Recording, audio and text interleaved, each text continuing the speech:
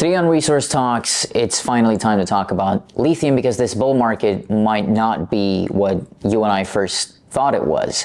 What's really going on with lithium? Is this price spike sustainable, and who are going to be the beneficiaries of this bull market? Luckily for you, though, I'm not going to be doing any of the answering today. I've got Kobe Kushner here with me to answer some of those questions. Before we get into it, though, as always, the company that Kobe runs has paid us for the production of this interview. This is not independent journalism, and it's not investment advice. It's a broad, general, and impersonal piece of information intended only for those of you who know and understand the risks of junior mining and venture capital, of which there are many. If you don't feel like losing money, do your own due diligence on setterplus.ca, as well as pause the screen to read the disclaimers that I've shown you. If this isn't clear, go to the last section of this video for a longer explanation, and do not consume this content if you don't agree with everything said therein. That all said, Kobe, I want to kick it off and maybe set the stage first. Like, where are we in this lithium bull market? You know, you see the price has gone up a lot over the last year, but if you zoom out on a 5-year chart, it's not really up that much. So is this the beginning? Is it the end? What's really going on with lithium? Yeah, I think we should move away from thinking about lithium in cycles the same way that we think about, you know, precious metals in cycles. Cycles in lithium are much more volatile. I think generally they're shorter. 3 years ago when we spoke, we were basically at a peak of the cycle. The trough happened last time we spoke in the summer. That was the bottom.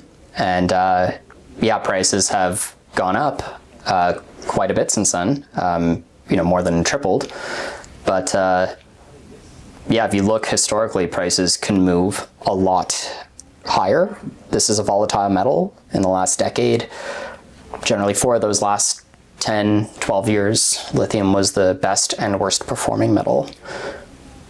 I think we are at the early innings of a bull run in lithium. There's going to be a few more changes this time around, so I don't expect it to be as frothy as it was in 2022 and early 23. Part of the reason that lithium was as frothy as it was, and it wasn't so much, I'm not talking about prices, I'm talking about lithium equities or exploration equities. What we saw last time, lithium was the only thing getting funded. So everyone and their grandma became a lithium company and pivoted over to it. Now you're competing with gold, you're competing with copper, you're competing with almost every other metal on the periodic table, it seems sometimes. So I think there's going to be less companies this time around. Well, my grandma never went into lithium, so maybe she's the exception there. But what does that mean, though, when you say we're starting to go into a bull market? Is it a structural bull market, or is it going to be a speculative bull market? If that makes sense, even for lithium, I don't know. Sure. Yeah, go ahead. Sure. Well, look, last time a lot of the speculation came from the EV market.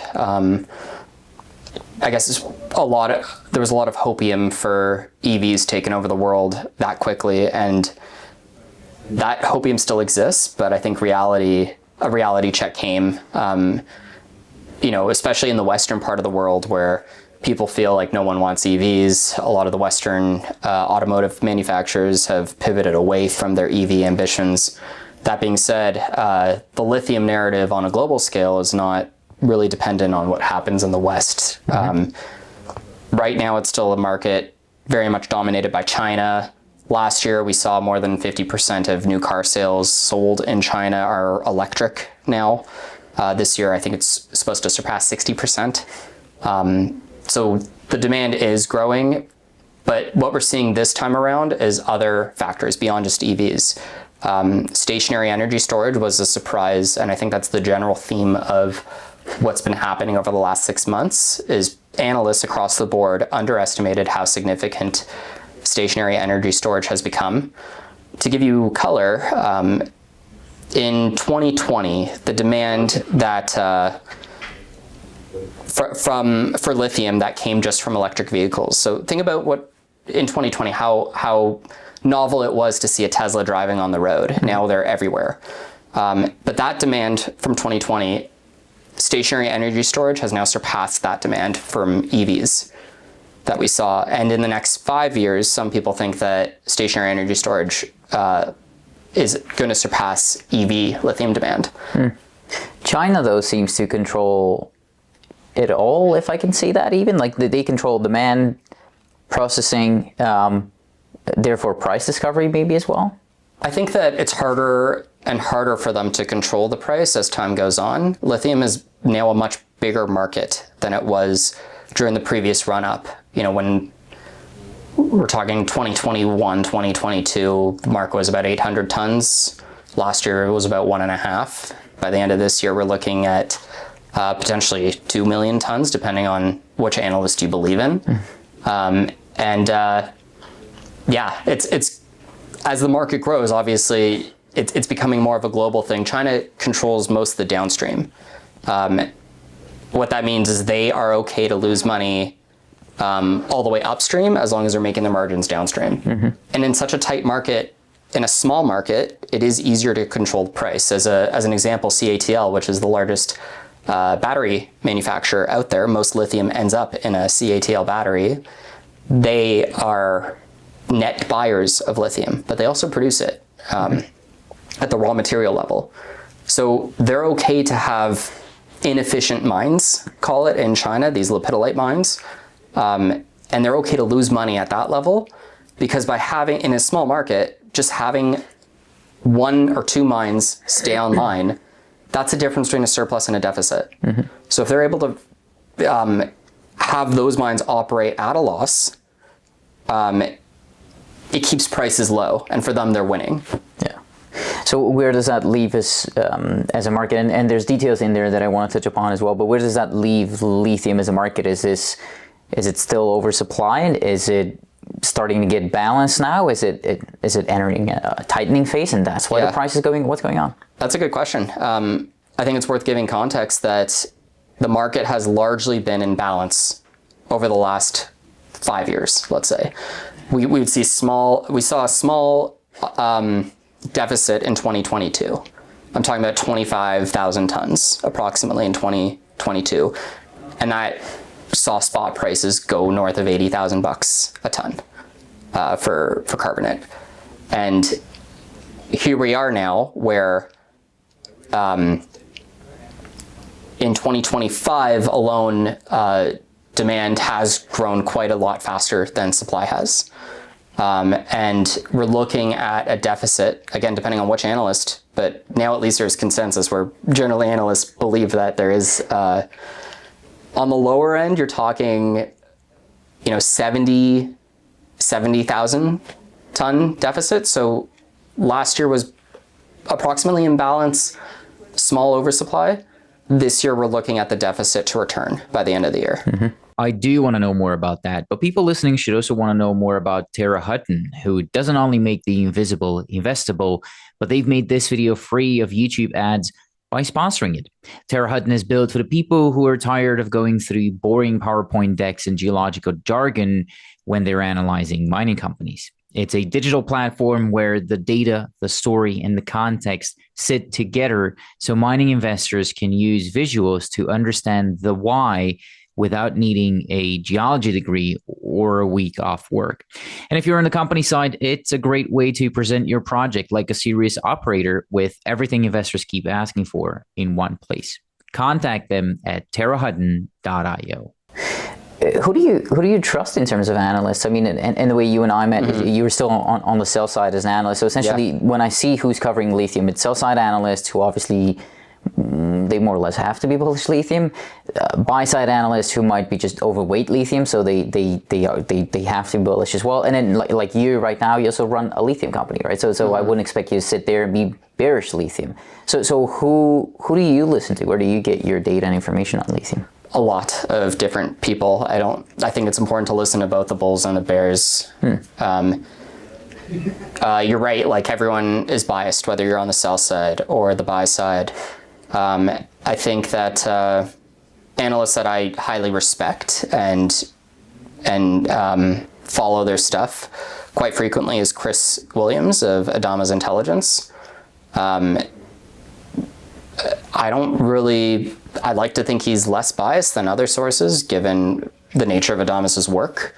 YJ Lee, who's on the buy side of Arcane Capital, he is generally outlier bullish on lithium. I think to give you color there, his 2030 demand number is 4.6 for his base case, 4.6 million tons. Yeah. The more bearish analysts, though, are about closer to about 3 million tons. Oh, wow. Well, that's really good perspective. We're not that far from 2030, and let's take the more bearish view. That demand is only going to be 3 million tons. And right now, we closed 2025 with demand at about 1.5 million tons. Mm-hmm. So are we really going to double production of lithium in the next 4 years?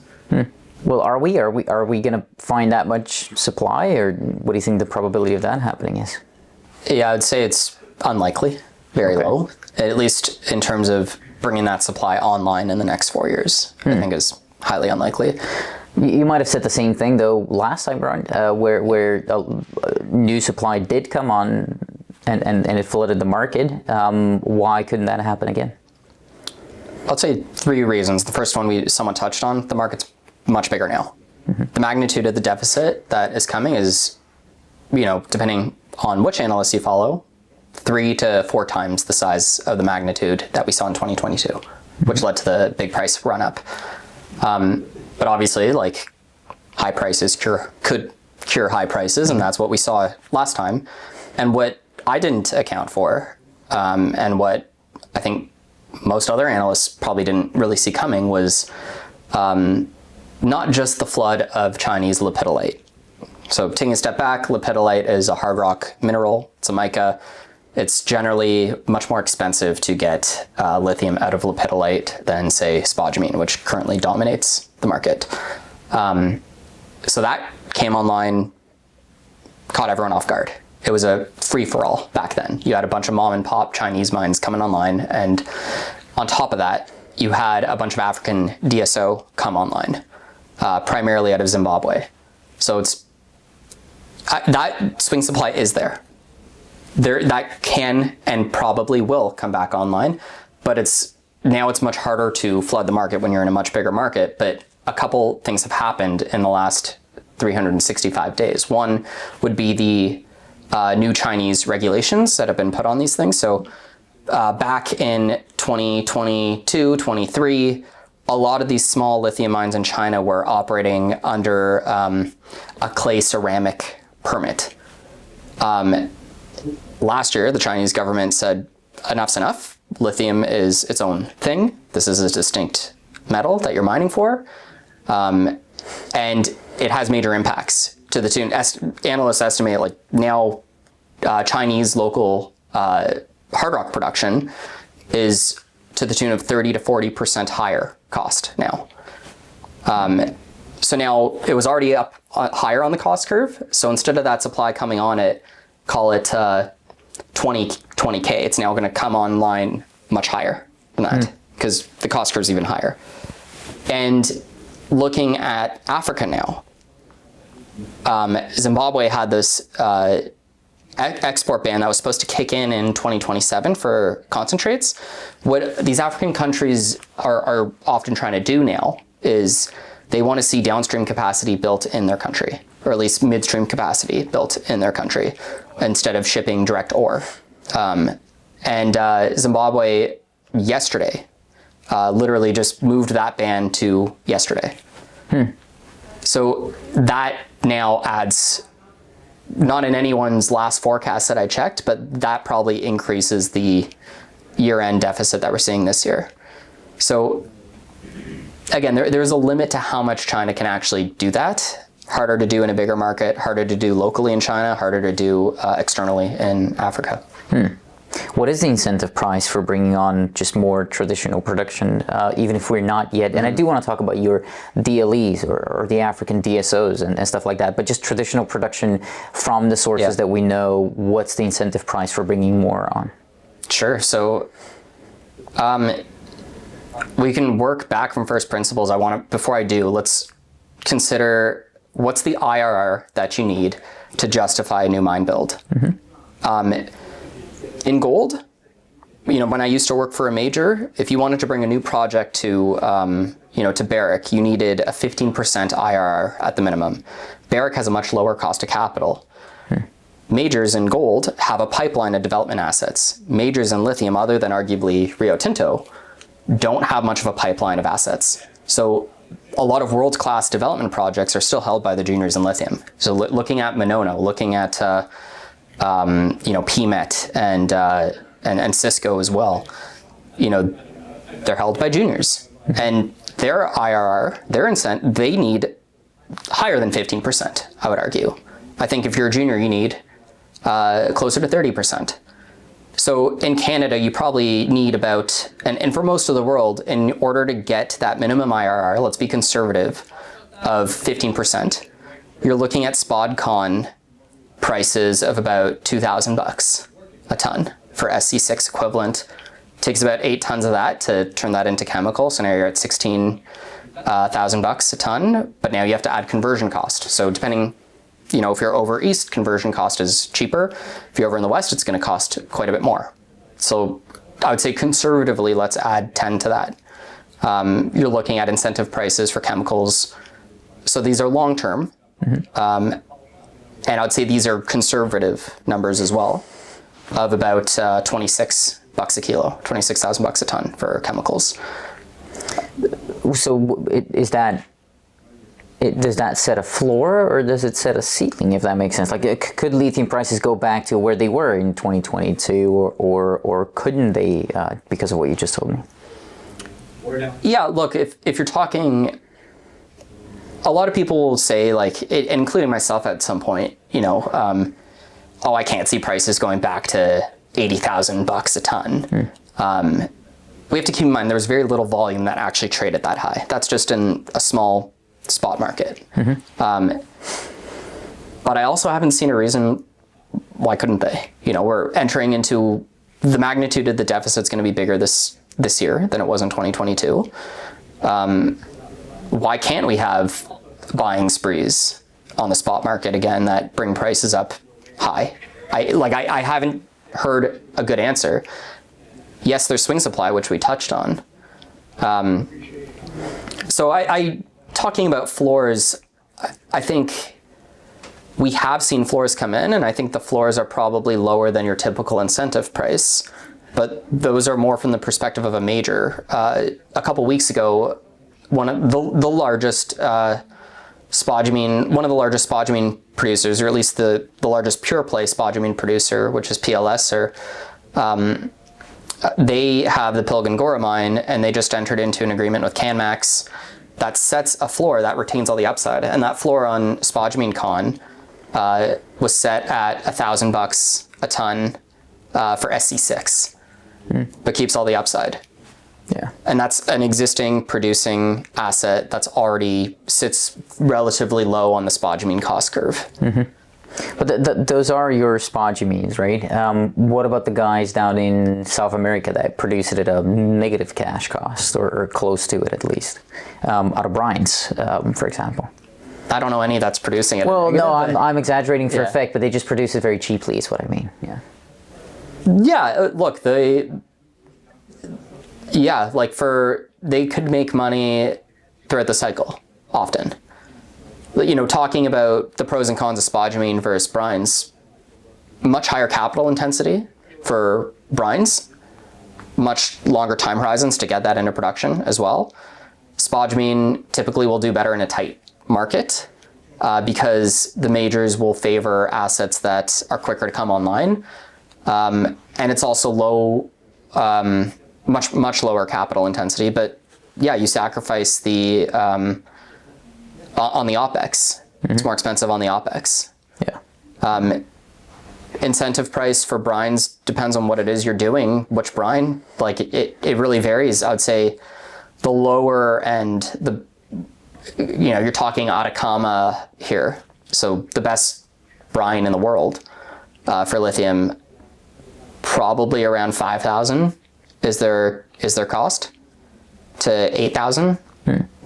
Yeah. That's still pretty low relative to where the price went last time, right? And that's why they can survive cycles. Like SQM was able to survive and weather and increase production during the bear market. Yeah. What about other stuff that might spark innovation? Like, well, if the price goes up that high and stays there for any significant amount of time, DLE might start to becoming a thing. You know, I've been hearing more and more about it. I'm still a little skeptical on it. I think mostly because I don't understand it properly. But what about stuff like that? Yeah, my views on DLE have greatly changed over the last few years since I got into the lithium space. I used to think it was a race to be second on DLE. I don't even think that anymore. So I thought that, okay, well, if one company can go and prove that DLE works on their brine, then investment's just going to flow into the space and every DLE company will get funded. I still think that even with very similar brine chemistries, you're using different technologies, you're still doing a whack of R&D and engineering. It's going to be hard to immediately bring that suddenly online. Like it takes a long time. The first DLE, the first pure play DLE that we'll see will probably be Aramet in Argentina. We'll see if Exxon's going to be able to produce in the Smackover for 2030. With things like DLE and things like the clays, and I'll preface it by saying generally I'm more bullish on DLE than I am clays, but obviously it depends on the specific asset. I think that it's not a space for juniors generally. Like the capital intensity is way too high. Most DLE companies, most clay companies are not held by majors. Exxon and the big oil in the Smackover is the one major exception to this. I'm not really, I wouldn't want to be involved in something, or at least bet my company's life on being able to fund something that is highly unlikely for a junior to ever be able to fund, and to have to rely on government support for your project to work, or unconventional capital for your project to work, isn't a bet that I'd rather avoid personally. But to each their own. What about juniors as a whole, though, in lithium? I mean, if we're going into essentially what I'm going to ask you is, why should I care about explorers within lithium? Like, if we're going into a new structural cycle, which you seem to think we are, why wouldn't I just play it safe and go for the companies that do survive the cycles, or the companies that already have discoveries that were kind of started last cycle, have been worked through during the bear market, are now decent discoveries like what you see in Quebec and so on? Why would I even bother with the smaller caps? It depends where you believe we are in this current lithium cycle. Like, a lot of the majors have already moved, and traditionally you do see the producers move first and then it trickles down. So depends where you think we are. I think that when you're buying, and it also depends what you want. Do you want leverage to lithium? I just want a 10x with no downside risk. That's it. I can't help you there. But if you want leverage to lithium, sure, producers are a way to get low risk leverage to lithium. If you want the alpha of exploration, which is new discoveries, then you go for the explorers. I think that the alpha to be made in lithium exploration compared to things like copper and gold exploration might be greater. How come? Well, like, low exploration maturity is what it comes down to. You look at, we've been exploring for copper and gold for millennia. We've been searching for lithium with purpose for about 10 years. There's a lot of low-hanging fruit, and we've seen a lot new discoveries come over the last 5 years in lithium. Think about I'm sure you've seen some version of that chart that shows exploration spend versus new tons added or new ounces added in copper, gold, and the conclusion being that copper discoveries are becoming harder to find, gold discoveries are becoming harder and harder to find. In lithium, you do that same analysis and you're still getting rewarded for exploration spend in lithium because it, again, lower exploration maturity. There's more opportunity out there to find low-hanging fruit. The other thing, look, you don't need to look at these charts to come up with this, but ask yourself, like, what's the best copper deposit today? And you might say Escondida, and I'll say, what was the best copper deposit 10 years ago, 20 years ago? And you might say Escondida. And let's look in Canada, what was the best lithium deposit what was the best lithium deposit in Canada 10 years ago? And you might say Whabouchi. And now today it's been eclipsed by several different lithium discoveries now. Now it's arguably mid-tier, mid-range. You don't see assets fall off the list, trickle down in the list like you do in lithium. So, when you're buying a development story, you really have to ask yourself, is this asset going to stand the test of time? By the time it actually goes into production, are there going to be better discoveries made closer to infrastructure? Isn't that almost structurally bearish on lithium? It's just because essentially what you're saying is it's easier to find now than it is copper. So you're kind of making me more bullish on copper here, because you're right, you're reminding me of Escondida. But isn't that structurally long-term bearish on lithium? I don't think so. Like, we have to keep in mind that the demand is also, like, it's easier to forecast demand to 2030, right? The longer term demand shocks that might come out of lithium isn't something we really spoke about yet. But I can touch on as well. Yeah. Would be battery innovations. So lithium is very hard to engineer out of a battery. In general, lithium, there's a physical reason. Lithium's the lightest metal on the periodic table. So if you need energy density, it's probably going to use lithium. So next generation batteries, like solid state batteries, use lithium. Not only, they generally use even more lithium. And so anything designed to move, whether that's your car or your cell phone, is going to want to use it. But then, I don't know, did you watch the Olympics? Yeah. See those Chinese robots? They look pretty cool. Yeah. And Tesla has their own humanoid robots. So again, this is years and years in the future.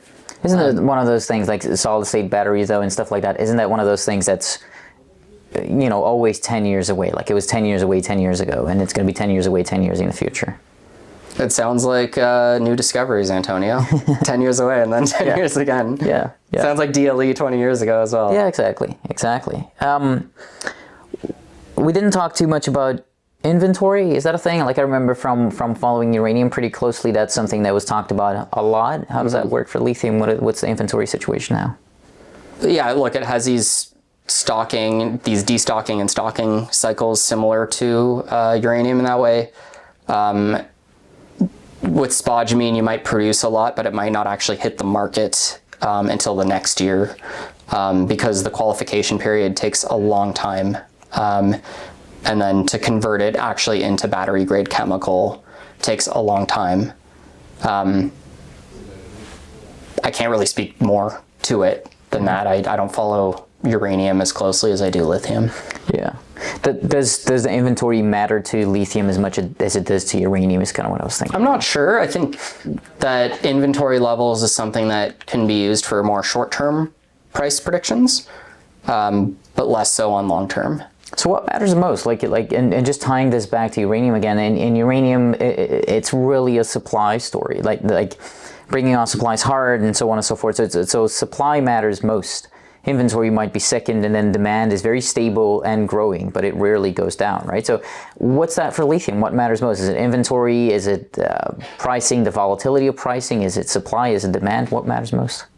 I think they all play a piece. I don't think there's any one item that matters more than the other. I think that predicting prices, predicting deficits and surpluses, there's a lot of variability in analyst estimates because there's a lot of variability in what you think your demand number is going to be.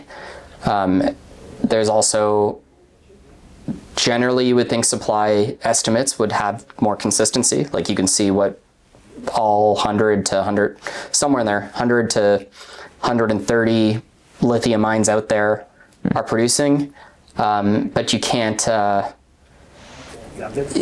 depending on which analysts you follow, some of them have all these clays coming online by the end of the decade, right? Mm-hmm. Yeah, and clays is another topic that you touched upon, but we didn't talk too much about.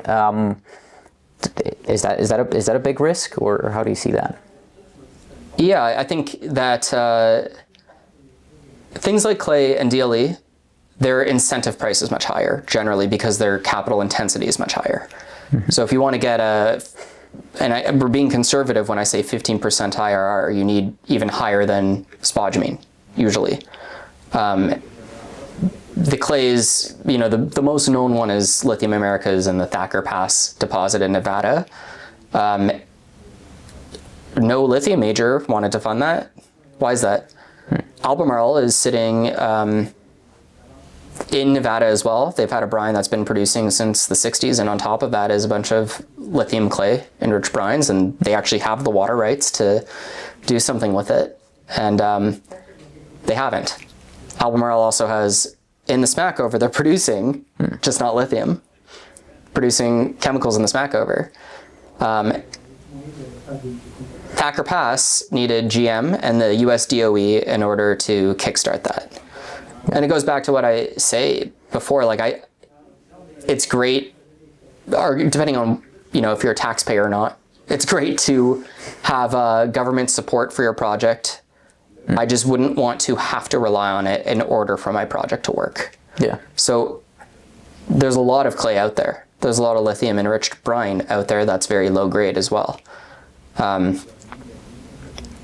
There's always scale up risk when you're trying to put a new mine into production. When you're got a pilot plant that's the size of this coffee table in front of us, you need to really scale that up into several stages. Hearing the same words over and over again, depending on who it is you're talking to, off the shelf has started to trigger me. It sounds like everyone has technology that's just off the shelf product. So I am a skeptic. I am a believer. Can it work? But it's when and at what cost, both OPEX and CAPEX. It's easier to get a better gauge on cost when the proof's already in the pudding, obviously. Yeah. I can already see the comments though in this video. People are going to say congratulations, you found a lithium CEO who's bullish on lithium. Who would ever think that? What about the flip side of it all? What would flip you to being bearish? What is the bear case for lithium? What worries you maybe? Sure, that I'm wrong and all these clays take off and DLE takes off. It's hard to predict the Trump trade. He's coming to fund Thacker Pass and take an equity stake in Lithium Americas. Maybe he wants to do that with every other lithium company in the US and bring that online. So supply related though, everything that I'm hearing so far.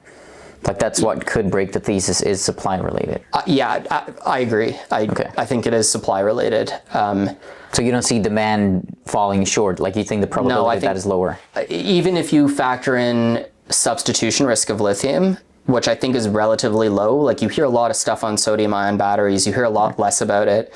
You hear a lot more about it when lithium's rallying. When lithium's not rallying, I don't see sodium as a longer term solution. I see it maybe eating lithium's lunch when it comes to stationary storage. So that could be a bearish scenario, but I think for the most part, historically speaking, demand usually surprises us on the positive side. Supply, I want to say surprises us, but also doesn't. That things take longer than we expect, than they're supposed to. At this point, that's kind of just a standard assumption that I think investors should be making, that things take longer than you expect and than what management tells you.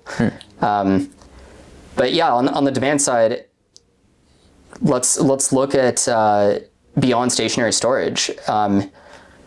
What a lot of people didn't see coming, other than arguably YJ Lee, who I mentioned before, is the transport trucks in China have now switched to electric. And their batteries are about 4 times the size as what you'll see on a typical EV. And it's created, people didn't see this coming. The other thing is in developing countries, so places like India, where it's not common for people to drive cars yet. Okay, developing countries are skipping internal combustion engines completely, and they're now going straight to Chinese electric cars. Another scenario that might impact things more so in the West would be if less so in Canada right now, but would be if we just don't accept Chinese electric vehicles and that there's no low-cost EV solution. What I think the West got wrong is that people thought EVs would be, and car manufacturers thought it would be a luxury thing, but not everyone wants a luxury car. People sometimes just want to get to point A, point B. EVs make excellent city commuters where you don't have to go long distances. You don't necessarily need a wicked battery pack in there. And right now, there's not a lot of low-cost solutions for consumers. So if you restrict that, then that demand isn't going to be created. So in Canada, it was very hard to buy a Chinese EV. Now, it should be easier. Did you come on an EV? Did you come to the office on EV? I came to the office using the subway. Why no EV? I don't drive downtown, ever, period. You do have an EV though, I hope. I don't have an EV, but I also don't have in the demand side, man, come on. I don't have an EV, but I also don't have a combustion engine. What does that mean? Like a gasoline. Yeah, I know what a combustion engine is, but what? You don't drive at all? I drive when I know how to drive. I used to have my own car, but I don't. When I'm in the city, I like to commute using public transport. Oh, good. Yeah, fair. You got to do your part. I mean, if Libra works, you got to do your part on the demand side for lithium as well. Which actually might be a good kind of segue, and you and I will do a proper barbecue on Libra and what you're doing there. But why do you care about these things? Like, you're not producing lithium now. Why do you even care about the lithium price? Is it because your stock price depends on it, or? Yeah, why should a lithium explorer care about what the price of the commodity is? Like, the easy answer is because your stock price is often correlated to the underlying commodities price, even if you aren't a producer. When it comes to raising capital, which every junior explorer has to do, it's much easier to do that when the prices are high. There's more appetite for it when prices are high. So it's your, in a way, it's your lifeblood, in a way. Yeah. You and I spoke about half a year ago, I want to say 8 months ago, actually, at this point. What have you done since? Since we last spoke, I think it was right before we acquired our Brazil portfolio, right? Yeah. Well, we went from 6 projects to 37 projects with less than 10% dilution, using all paper deals. The bottom of the market is when you want to be acquiring assets, and that's also the reason we did something very contrarian, which is we took Libra public at the bottom of the market. A few reasons for that, which we touched on, but ultimately it was so that way M&A is easier to do when you're looking to do paper deals. We've been aggressively exploring. We just drilled our first hole at our Stimson project. I'll give people a hint, but it's going to be a very ambiguous hint that the results are unexpected for several reasons and interesting at the same time. When are those assays coming out? Man, the moment I give you a timeline, right now assay labs have a lot of backlog. The markets are hot. Lots of companies are drilling. Gold exploration, of course, has taken up a lot of assay lab time. I would say the earliest possible time frame would be 6 weeks from now, but it's probably going to be longer. Okay. We've got results coming from, we did a program in James Bay, our first ever program in James Bay. Results are coming there. We also put out results from the Kobold funded projects, which the market seemed to like. And we have been very active in Brazil, and we just put results out this morning, actually, on one of our Brazilian projects as well. How much money do you have right now? We're still sitting north of $1 million. We raised 1.2 million in December. So we actually, in our till, call it by the end of the month, which is, I guess we're here, call it by the end of March, I expect we'll still have more cash in the bank than the amount of money that we raised in December, even though we have been spending money. And we're still sitting at just shy of 3 million in marketable securities as well. What are you going to do with those marketable securities? Are you going to be hesitant on using them as cash, or are you just going to use them as needed, essentially? Well, I'm not going to be... look, we're here to be supportive shareholders of Athena. Obviously, like it's a long story of how this happened, but LIBR became major shareholders of Athena. Our team also came in there to help clean up the company. And Athena is, in my view, biased view, okay? Really good paper to hold on to, especially given that it's going to be drilling very soon, a very high conviction gold target. I know we're not here to talk gold. So we're not here to pound out the stock, if that's what you're asking me. I think what we would do is, if there's a logical buyer, a strategic wants to come in and there's no financing, they're looking for a big block, that's where we can make it so that we can sell our shares without damaging the company. Sure. In fact, helping out the company in the process. Yeah. What about Libra? When do you think you're going to have to raise capital again? Have to? Yeah. Or want to are very different things, but Let's I think do it's have always... to first, and then we'll talk want to as well. So let's just cut off everything that we're doing now. Pretend that we're not going to explore. We don't have to raise capital this year, if that's the case. We like to explore. It's what we're good at. We want to have a very busy exploration season on our own projects, not just the ones that Cobalt is funding. So in transparency, expect to see another raise this year. Yeah, that's fair. When do you think you and I should sit down for a proper barbecue? When are you going to have kind of a bigger news release or a bigger catalyst coming up to talk Libra? Stay tuned. Couple of months, couple of weeks? What are we thinking? We'll see. Okay. Yeah.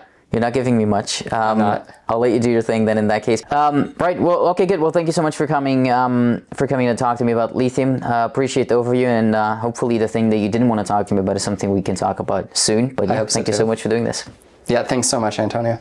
And as always, thanks to everyone for watching Resource Talks. I have a couple of more things to say, though. The fact that this company was interviewed here today does not mean that they're necessarily a good or a bad company. I'm not here to endorse nor attack anyone. I am simply here to ask some questions.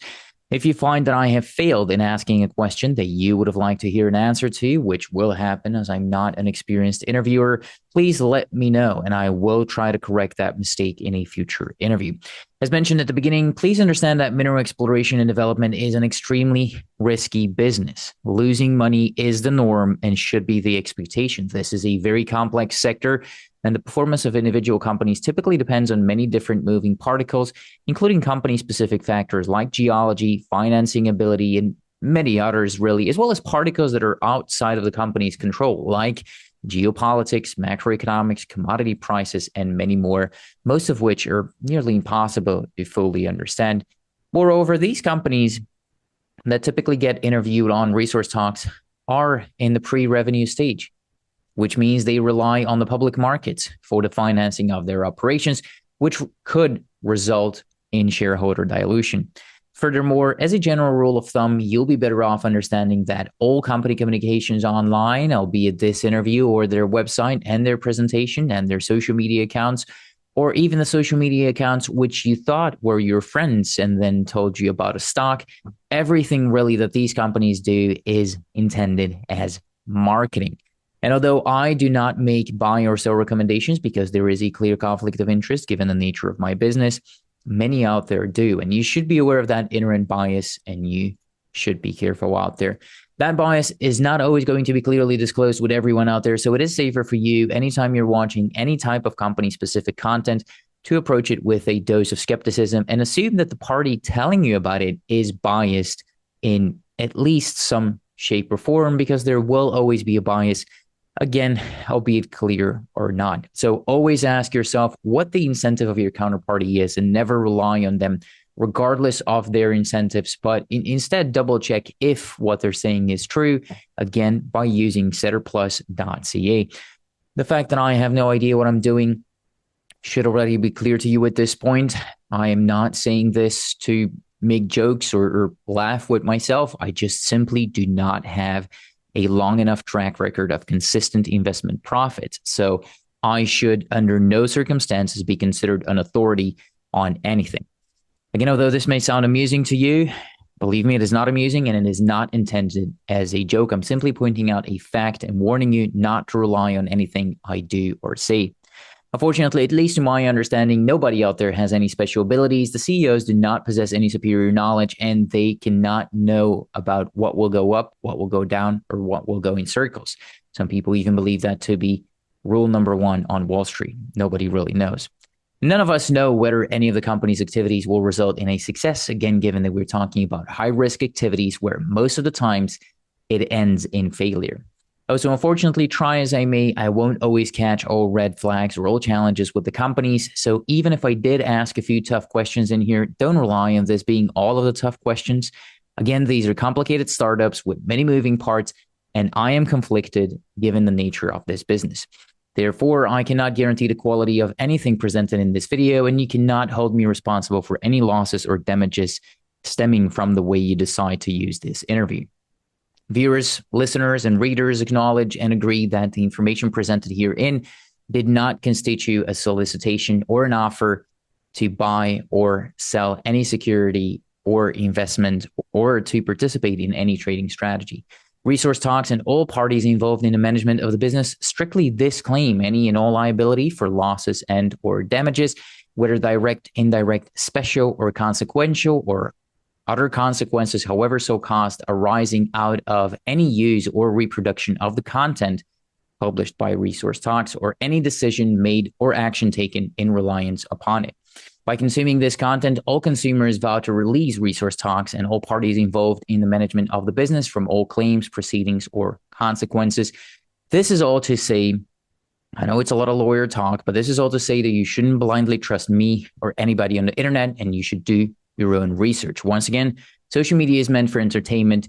It is setterplus.ca where you do your research. That's where you'll find the company's official filings, and I encourage you to read and analyze the Management Information Circular, the financial statements, the Management Discussion and Analysis, and whenever available, the NI 43-101 technical documents. If you don't understand everything in those documents, the chances of you losing money are even higher than they normally are in this space. And as mentioned earlier, the chances of even the best analysts in this sector losing money are extremely high, since this is venture capital and it is not for everybody. I'll leave you with one of Charlie Munger's quotes, which I wish I had listened to more often earlier on, which says, quote, "If you don't understand it, don't do it."